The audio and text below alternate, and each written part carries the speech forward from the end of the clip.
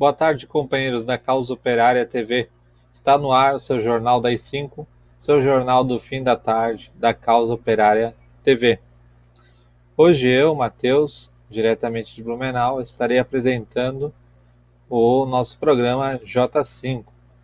Antes de mais nada, convido os companheiros a curtir e compartilhar esse vídeo, divulgando assim a imprensa independente, 24 horas no ar, revolucionária, para todos os seus familiares, amigos, companheiros de luta. Se você ainda não é inscrito no canal, inscreva-se e ajude a fortalecer o nosso canal e torne-se membro da Causa Operária TV e ajude a financiar essa televisão que é há 24 horas no ar desde 2020. Bem, hoje o nosso tema central é a esquerda que a direita quer, fazendo parte da polêmica que se instaurou com a questão da prisão do candidato bolsonarista do PSL do Rio de Janeiro. E é justamente com esse tema que a gente começa.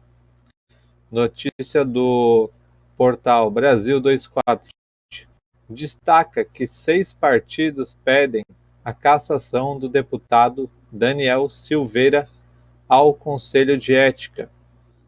São eles: PT, PSB, PDT, PCdoB, PSOL e Rede. Cabe destacar que o Conselho de Ética estava inativo, né, desde o início da pandemia e vai voltar a se reunir após a prisão do deputado bolsonarista para avaliar a sua situação. É importante a gente destacar que essa daí é uma demagogia rampa, esses partidos de esquerda pequeno, né, fazendo demagogia com a direita, com setores do centrão, tendo em vista que isso daí foi uma manobra justamente desse setor. Também é importante a gente ressaltar que a esquerda, com essa medida, está alimentando aqueles que vão atrás delas mesmas.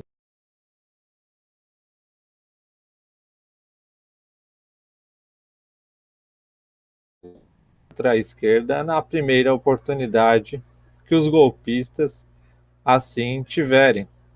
Na prática, o STF basicamente dissolveu o Congresso Nacional, passou por cima dos direitos de um parlamentar, por mais que a gente possa questionar a ideologia política desse parlamentar, ou até mesmo com que base que ele foi eleito na fraude eleitoral.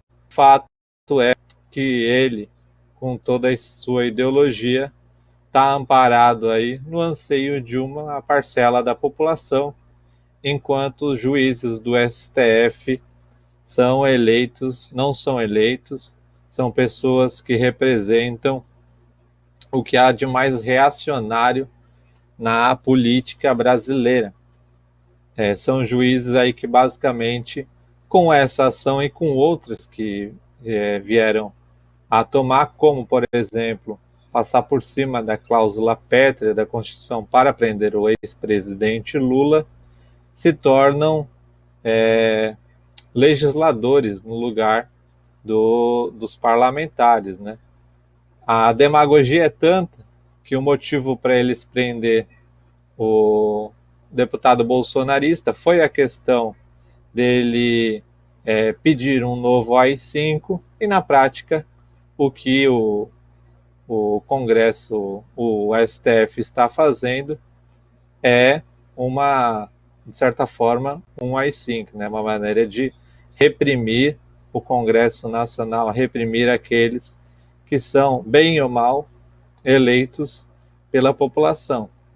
O Partido da Causa Operária é contra a manutenção do STF, nós achamos que é um órgão que não deveria existir, assim como o Senado Federal.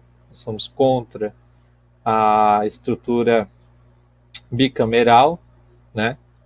E se dependesse aí da esquerda pequena burguesa, nós também aqui, eu, nesse jornal, deveria ser preso por estar incitando a população contra uma instituição. Eu separei um vídeo do companheiro Rui, onde ele explica na sua análise política a questão que a esquerda está servindo de apoio da direita, né? Então eu peço aí à produção reproduzir esse vídeo. Eleição do protofascista e avanço de votos nulos e abstenções são um recado do povo não compreendido pelas esquerdas? Totalmente. A extrema-direita, de características fascistas, eles se apresentam como sendo inimigos do neoliberalismo, da política globalista, até porque eles são nacionalistas, né? Eles não são inimigos de nada disso, mas eles se apresentam assim. E eles acabam conseguindo o apoio do povo. Agora a esquerda não, a esquerda ela quer se apresentar como sócia da porcaria neoliberal, né? Você vê toda a mobilização, apoio ao Dória, a esquerda apoiou o Dória. Alguém pode imaginar um negócio desse? Não precisa imaginar porque aconteceu, né? Mas se não tivesse acontecido, era difícil de imaginar. Quer dizer, a luta popular é contra o Dória, é contra esse pessoal, e vai acabar caindo. E a esquerda vai cair junto. Com a frente ampla e tem até agora a frente amplíssima. Tem a ampla e tem a amplíssima.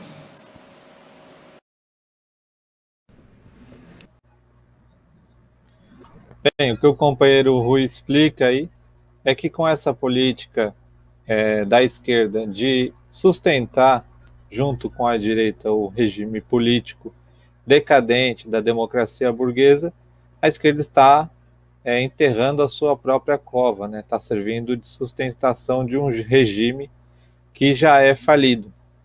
Eu destaquei outro vídeo para a gente usar como exemplo, que é os protestos que aconteceram no Chile. Vou pedir para que a produção suba esse vídeo para a gente.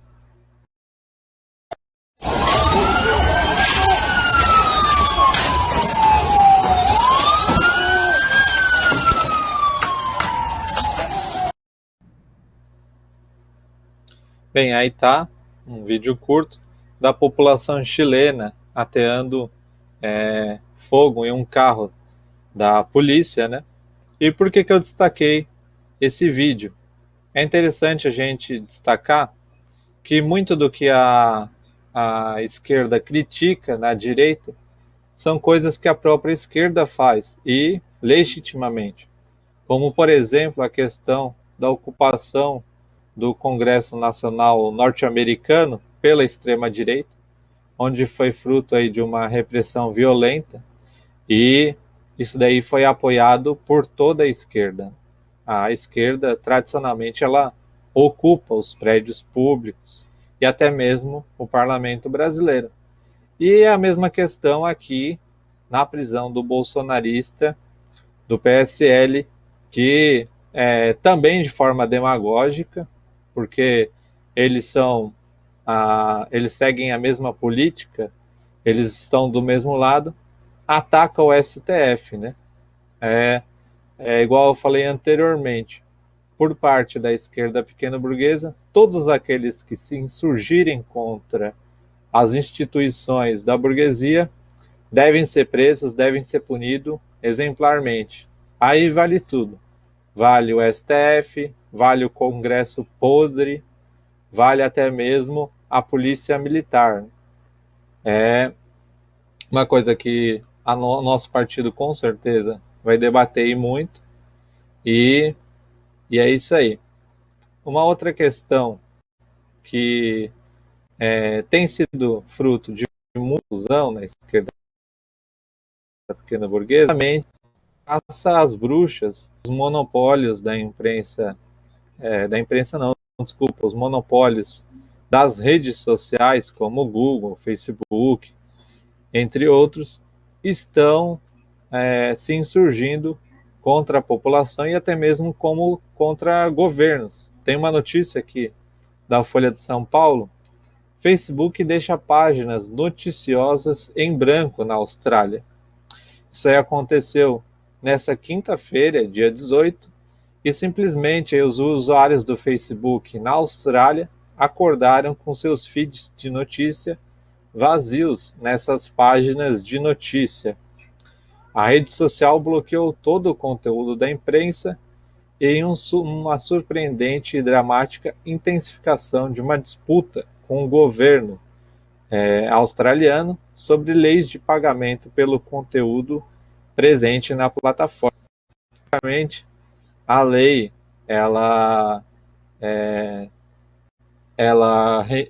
a lei se instituída prevê que os monopólios, aí, como o Google, o Facebook, tem que pagar uma parte dos acessos para as empresas locais da Austrália, o que não agradou nada os monopólios da comunicação, e eles se insurgiram aí contra o governo e contra a imprensa local. Não é uma defesa da empresa. E a gente tem que destacar o caráter desses monopólios, né? Que a gente vê aí, eles servem como quase que um estado paralelo. Eles dizem o que a população pode e o que a população não pode ver, né? Tem uma foto, inclusive, a produção pode subir, de como ficou aí as páginas da ABC News, que quando a população acessou. O governo norte-americano, até mesmo o ministro, ele declarou que as ações do Facebook contra a Austrália, cortando serviços de informações essenciais sobre saúde e serviços de emergência, foram tão arrogantes quanto decepcionantes. Isso é uma declaração do primeiro-ministro Scott Morrison em sua própria página do Facebook.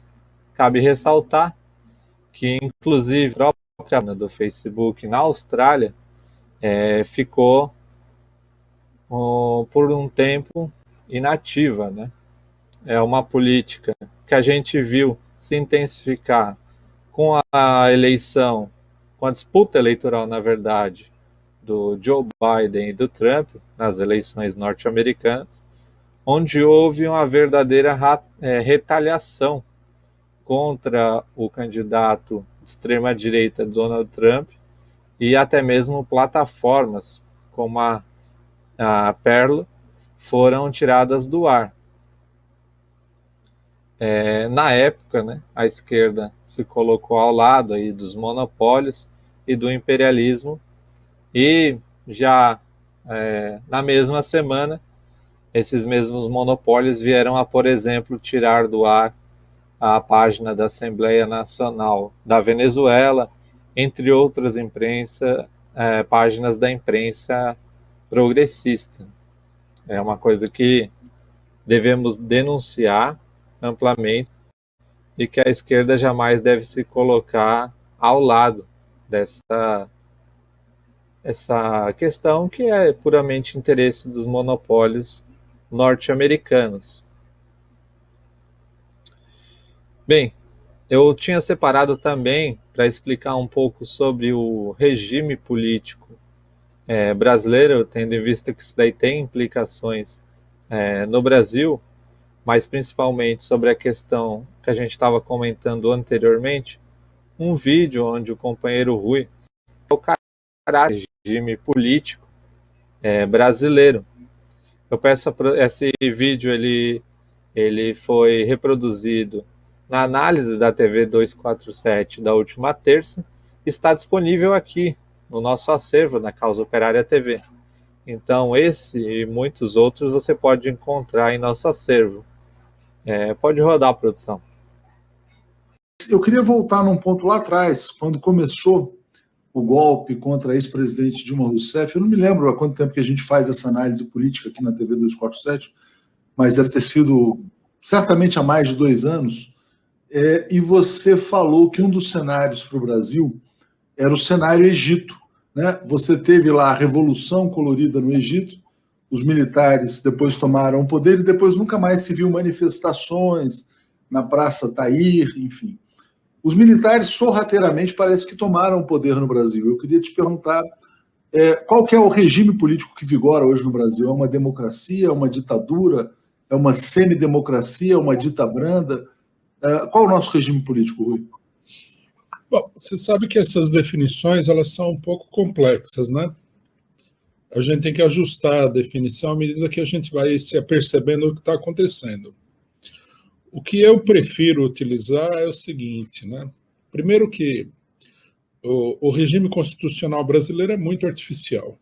Ele não é um verdadeiro regime constitucional, né? Ele se baseia muito mais num pacto político do que na lei, no Estado de Direito. Esse regime, com o golpe de 2016, ele entrou em dissolução, tanto que foram feitas aí inúmeras propostas, e muitas delas foram aprovadas, para operar modificações radicais do regime político. O regime está em dissolução, evidentemente, porque ele não consegue funcionar de acordo com o pacto anterior. É evidente, o caso Lula colocou às claras que não é possível ter eleições livres no Brasil, mesmo, né, nas condições anteriores. E a atuação dos militares, primeiro, né, esse negócio do Vilas Boas, que ele declarou aí, que nós já tínhamos comentado isso, né, que era uma espécie de golpe de Estado também, e depois a enorme participação dos militares no governo Bolsonaro, colocam esse regime político, que é um regime em dissolução, né? É um regime autoritário, uma espécie de uma ditadura, mas uma ditadura ainda sem um contorno definido, mas é evidente que é uma ditadura, um regime que está sob a tutela dos militares. Os militares não atuam diretamente, né? Eles não põem as tropas na rua, eles não ocupam instituições públicas, não fazem nada disso, mas eles forçam a situação. Essa declaração do Vilas Boas é muito característica da tutela militar, quer dizer, não é possível no regime fazer nada sem o aval desses militares, então eles tutelam o regime político, né? Eles não atuam muito diretamente, mas nos bastidores e através de pressão eles condicionam o que vai acontecer. Essa declaração do Vilas Boas, que é moderada, né? Não foi só isso que eles fizeram. Não foi só tuitar. Eles ligaram para pessoas, eles pressionaram mais diretamente. Eles botaram um assessor do Supremo Tribunal Federal, né? Eles botaram um assessor especial na gestão do Dias Toffoli. Exatamente. Quer dizer, o regime estava muito condicionado pelos militares, né? Que hoje, Rui, hoje é o atual ministro da Defesa. Então, o atual ministro da Defesa foi assessor especial do Dias Toffoli. Por que será que o Dias Toffoli botou como assessor especial do Supremo um general? O Silvio Souza fala assim, mais do que Egito, o Brasil segue o modelo Colômbia implementado pelos Estados Unidos. Você vê o Brasil mais perto do Egito ou mais perto da Colômbia, Rui? Bom, nesse momento aqui, nós não temos uma situação parecida com a do Egito, nesse momento, né? Foi uma variante possível no passado, mas também não vejo que seja como a Colômbia, né? O regime colombiano, não sei se cabe aqui uma explicação mais longa, mas, resumidamente, o regime colombiano é o resultado da exclusão das forças democráticas do regime, quando houve o Bogotaço, né? E depois a esquerda, o que seria o PT no Brasil hoje, é o partido das Farc, que esteve aí na luta armada, na ilegalidade o tempo todo. Então, o regime colombiano é um regime sem esquerda, tá? E ele é assim até hoje, né? Ele é um conglomerado de partidos de direita. É uma variante, não me parece que seja o caso brasileiro exatamente, né? Porque o PT está aí, né? E é um problema ser, como é que se diz? A direita brasileira golpista, os militares, a extrema-direita, eles têm que lidar com o problema da esquerda. A esquerda brasileira, no final das contas, ela é muito forte junto à população. Eu acho que o que nós temos aqui é um regime muito indefinido, tá? E eu acho que a indefinição ela se dá também pela facilidade com que os militares controlaram o regime. Todo mundo percebe que nós estamos caminhando para uma nova eleição onde o Bolsonaro é a grande alternativa do conjunto da burguesia. Isso daí pacifica um pouco as relações no interior da classe dominante. Eles vão se unificar para derrotar a esquerda na eleição. Bem, aí está um pouco a colocação do companheiro Rui sobre o caráter do regime político brasileiro, né? Você pode conferir aí também a participação do companheiro Rui no programa Café da Manhã, que teve hoje na live no programa Café da Manhã, no DCM, onde ele aborda principalmente essa questão da prisão do deputado bolsonarista do PSL. Bem, fazer uma pausa aqui para um pequeno comercial. Convido os companheiros que ainda não são inscritos na Universidade Marxista a se inscreverem. O curso está imperdível. Hoje a gente vai para a 12ª aula, mas se você ainda não é inscrito, todas as aulas vão ficar disponíveis em nosso acervo por pelo menos 6 meses depois do curso. Então você pode acompanhar ao vivo e também recuperar as aulas que você ainda não assistiu. Além disso, tem todo um acervo no portal da Universidade Marxista, enciclopédia marxista, entre uma série de materiais. Então inscreva-se, entre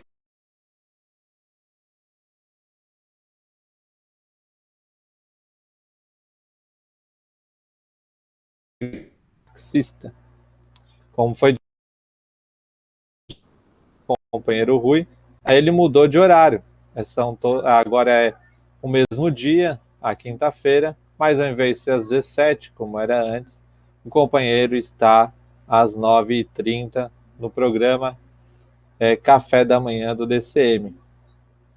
Bem, gostaria também de saudar a participação dos companheiros no chat, a companheira Ana Matos, o companheiro desta e o companheiro Sou Eu, que contribuiu com um super sticker como companheiro e ajude a sustentar a Causa Operária TV, uma televisão 24 horas no ar.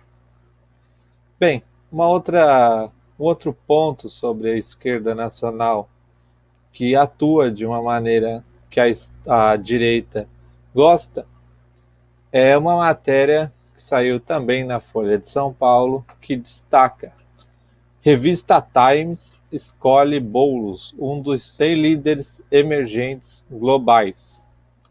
O líder do MTST, Movimento dos Trabalhadores Sem Teto, Guilherme Boulos, foi eleita pela revista americana Time uma das 100 lideranças emergentes que estão definindo o futuro, segundo relação divulgada nesta quarta-feira, dia 17. Boulos, ex-candidato a presidente à Prefeitura de São Paulo, pelo PSOL, faz parte da lista anual da Time 100 Next. Segundo a revista, seu desempenho surpreendente nas eleições para a Prefeitura na influente cidade de São Paulo o estabeleceu como uma figura ascendente na política brasileira e deu à esquerda um novo caminho. É importante a gente destacar, companheiros, alguns pontos. A revista Time é um órgão do imperialismo, do capital financeiro internacional. Ao colocar o psolista nessa condição de uma das 100 figuras emergentes na política mundial, o imperialismo está simplesmente dizendo que Boulos é uma figura útil, um instrumento para os objetivos do imperialismo. o objetivo central é criar uma esquerda diretamente pró-imperialista. O PSOL cumpre esse papel aqui no Brasil, assim como os democratas cumprem esse papel nos Estados Unidos. E que, principalmente, um partido, uma figura que se coloque contra a figura do Lula e o PT no momento político atual. Tanto é que não é por um acaso que o próprio Guilherme foi um dos primeiros aí a reivindicar, quando o companheiro Lula falou para o Haddad sair às ruas, ele queria ser presidente. Boulos foi um dos primeiros a falar que não era hora de discutir nomes, e sim de discutir projetos. Porque, lógico, se não for o Boulos, a gente nem deve discutir. Tem um Twitter interessante aqui que a gente também vai destacar, que é do jornalista Brian Mier, que ele fala o seguinte: o último brasileiro proeminente de que me lembro que chegou ao top 100 do Times foi Sérgio Moro. Independente dos planos de Boulos, isto mostra que setores do capital internacional o veem como o próprio Iaco Pérez ou Marina Silva. É um comentário aí muito correto, né? E que destaca, na época, o Sérgio Moro era uma figura de primeiro plano para o interesse do imperialismo, a questão da Lava Jato, para atacar o ex-presidente Lula. Dessa vez, a Times usa aí a sua vida, tem mais para levantar a moral do Guilherme Boulos. O mesmo que teve um papel atuante nas mobilizações contra a Copa do Mundo de 2014, que estavam diretamente ligadas ao Partido dos Trabalhadores e a então presidenta Dilma, que estava aí já em processo de golpe de Estado.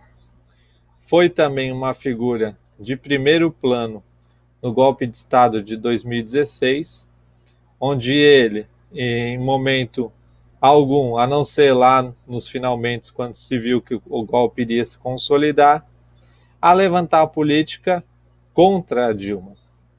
De um lado a gente tinha o PSTU, que era fora todos eles, incluindo Dilma, e a gente tinha do outro a esquerda contra o golpe, PCO, PT, CUT, e a gente tinha o Boulos com a política do ajuste fiscal, contra o ajuste fiscal, que naquela época era jogar água no moinho da direita. Inclusive, sendo premiado com uma coluna na Folha de São Paulo, onde ele utilizava basicamente para criticar o governo Dilma. Cabe ressaltar que agora Guilherme Boulos, com a saída do Haddad, assumiu a coluna na Folha de São Paulo. Sempre que a Folha quer atacar o PT e alavancar o Boulos, eles o recrutam para ser um de seus colunistas. Tem um vídeo que eu destaquei, eu pedi para a produção subir, que é justamente o companheiro Rui explicando o papel do Guilherme Boulos. Por favor, produção. Boa tarde. Só para aproveitar a brecha nesse negócio da Rússia também, foi o governo russo que produziu a série caluniadora contra o Trotsky. O governo? É. Interessante. Bom, aí você fez uma consideração no início da análise que eu fiquei um pouco confuso. Você falou que o PDT e PSB, por exemplo, não seriam uma sombra da burguesia. Que fazer uma frente com eles não seria fazer uma frente com a sombra da burguesia. Aí eu queria que você explicasse por que não. E também tem outra coisa aqui, eu queria que você comentasse um comentário que foi feito. Nesse esquema aí de falsificar a realidade, depois que o Boulos ele criticou lançamento do Haddad, ele sofreu várias críticas de petistas, né? Como, por exemplo, do humorista José de Abreu. E aí o Zé de Abreu perguntou para o Boulos alguma palavra sobre os diálogos da Vaza Jato, meio que provocou ele. Aí o Boulos respondeu o seguinte: oi, Zé de Abreu, muitos, todos eles públicos. Aliás, como você sabe, estivemos na linha de frente contra a prisão do Lula em São Bernardo e foi o povo sem medo que ocupou o triplex do Guarujá. Ele falou mais outras coisas, mas eu queria que você comentasse isso daí, porque foi uma coisa que, durante a eleição principalmente, foi repetida por muitas pessoas. Que o Boulos, ele foi o principal, até o Datena falou isso daí, que revela a prática. O Datena tem autoridade para falar na defesa do Lula.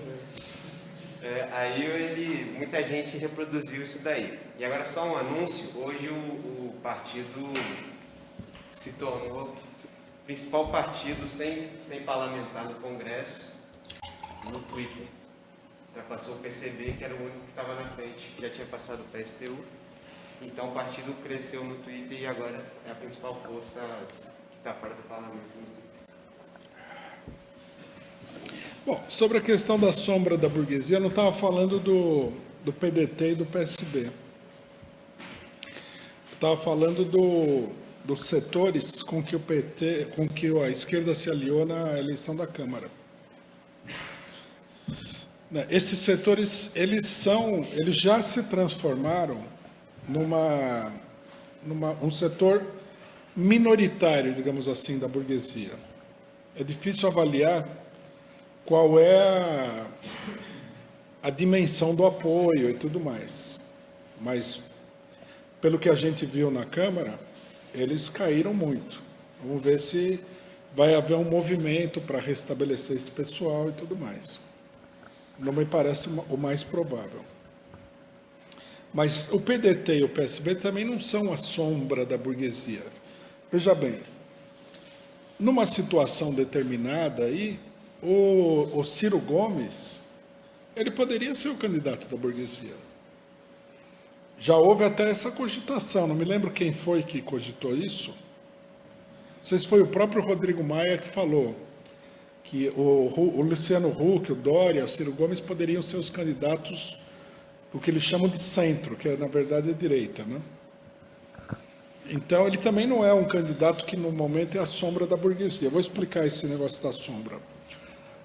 O que Trotsky chamou de sombra da burguesia foi a Frente Popular Espanhola, de 1936. Né? Essa Frente Popular da Espanha, ela era uma frente popular que era feita entre duas alas, se não me engano, 2 ou 3 alas do Partido Republicano e os partidos de esquerda. Né?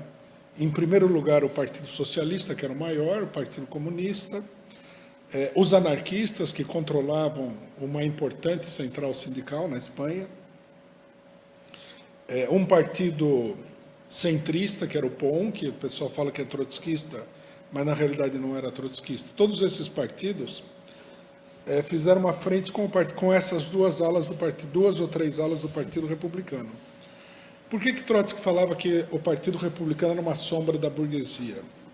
O Partido Republicano havia dirigido a Revolução Republicana, agora não estou lembrado bem a data, alguns anos antes da Frente Popular. Né? E havia se desgastado totalmente, havia sido substituído por governos de direita. Era um partido totalmente esvaziado. E quando acontece a Frente Popular, o Trotsky assinala o seguinte: a burguesia espanhola está toda com a direita. Não existe nenhum setor da burguesia que esteja na Frente Popular. Então, a Frente Popular espanhola, no caso, não é a frente da burguesia com a esquerda. É a frente de setores que são políticos burgueses, mas foram abandonados pela burguesia e entraram na Frente Popular. Quer dizer, isso significa o seguinte, que a esquerda tem que fazer concessões muito pesadas para esse setor, por conta da unidade. Mas esse setor não agregava nada, porque a burguesia não estava apoiando a política deles. A burguesia estava toda do outro lado e a burguesia vai dar o golpe de Estado e tudo mais. E esses setores não vão realmente contar para nada. Num certo sentido, na maioria das vezes, principalmente quando há uma grande radicalização política das massas e tudo, a Frente Popular é uma frente com setores, digamos assim, minoritários da burguesia. A burguesia toda dificilmente entra na frente, né? O que pode acontecer é que você tem aí, né? No caso Biden, por exemplo, o Biden é uma espécie de frente popular. Só que é uma frente popular onde a burguesia comparece com importantes setores. Mas são os setores do capital internacional, em geral, que apoiam Biden. Quer dizer, também no caso norte-americano, onde você tem uma frente com um setor importante da burguesia, a burguesia está dividida. Se a burguesia não está dividida, a Frente Popular não tem muita função. Em geral, né, essa questão é importante pelo seguinte: em geral, a frente com as frentes populares é assim, a burguesia que entra na Frente Popular, o filé já foi comido, é só o osso que entra ali. A Frente Popular é uma frente onde a esquerda, depois de muito tempo de desgaste da burguesia, ela vai lá para roer o osso do que sobrou da popularidade da burguesia. Em geral, é isso que acontece. E a burguesia, logicamente, esse é o truque da Frente Popular, ela controla a Frente Popular. Então, você pega, por exemplo, toda a esquerda brasileira tem mais voto do que um Ciro Gomes, por exemplo. Tem mais poder, tem mais presença nas organizações sociais e tudo. Mas aí fica todo mundo a reboque desse cidadão, e assim por diante. É um problema... O problema da Frente Popular é um problema muito importante. Esse negócio do Boulos, eu acho que sim, merece um esclarecimento. Esses dois casos que o Boulos cita, eles são os dois casos em que o Boulos tem para mostrar. Porque o negócio do Boulos é uma campanha de marketing mesmo. O que demonstra que ele é um político bem pequeno burguês. Ele cria uma imagem artificial dele para apresentar nas eleições. Por exemplo, o negócio do triplex, na época a gente mesmo falou, é uma jogada de marketing. O cara vai lá, ocupa o triplex, aparece na televisão e tal, ocupa o MTST, até porque a burguesia dá um cartaz para ele e pronto. E ele também, durante toda a campanha do Lula foi uma campanha relativamente longa. Começa com a tentativa do pessoal de levar o Lula para Curitiba. E tem uma mobilização muito grande. O PSOL e o MTST não participou de nenhum episódio. Nós do PCO estivemos em Curitiba inúmeras vezes. Eles nunca foram. Aí, no dia que o Lula ia ser preso, que é o dia das câmeras, aí aparece o Boulos lá.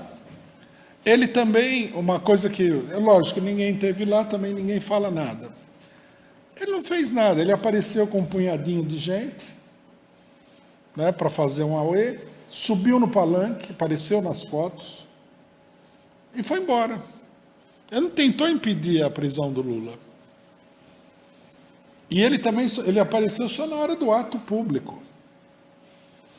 Tinha gente que estava lá em São Bernardo desde o dia anterior. Ele só apareceu no ato público e foi embora. E o pessoal dele também. Eu já vi o Boulos declarar que ele levou 30 mil pessoas lá. Bom, Eu não sei onde é que ele colocaria 30 mil pessoas naquele lugar lá, enfim, mas todo mundo sabe, todo mundo que esteve lá sabe que não é nada disso. E depois o Boulos, ele usa isso daí justamente para... É uma espécie de cartão de visita dele, né? Ah, não, eu estive lá no... O que você fez pelo Lula? Não, estive lá no dia que ele foi preso. Tem até as fotos aqui, procura no jornal aqui, mas isso também é uma política de engana-trouxa, né? Engana-trouxa é uma política que muita gente da esquerda pequeno-burguesa gosta, porque é o tipo do golpe que eles querem. Esse tipo de golpe não vai levar ninguém a lugar nenhum. As pessoas que apoiam o Boulos deveriam, inclusive, fazer uma avaliação equilibrada. É que o pessoal desesperado está aí para apoiar qualquer coisa, qualquer embuste. Mas deviam fazer uma avaliação equilibrada da trajetória do Boulos, que mostra que ele não mereceria, na melhor das hipóteses, confiança nenhuma.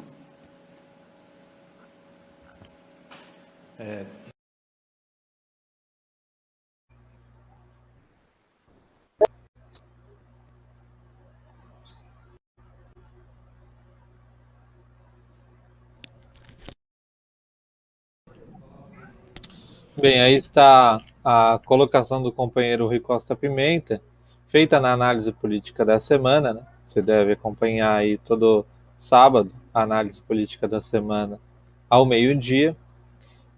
Esse e outros temas você acompanha na análise com o companheiro Rui. Bem, para fechar o nosso programa, há protestos acontecendo no Haiti por parte dos estudantes contra o governo imperialista local, né, impulsionado aí, lógico, pelo governo norte-americano, pela ONU, pela OEA, e a gente tem alguns vídeos aqui para mostrar para vocês a dimensão desses protestos. Pedir para a produção que suba os vídeos.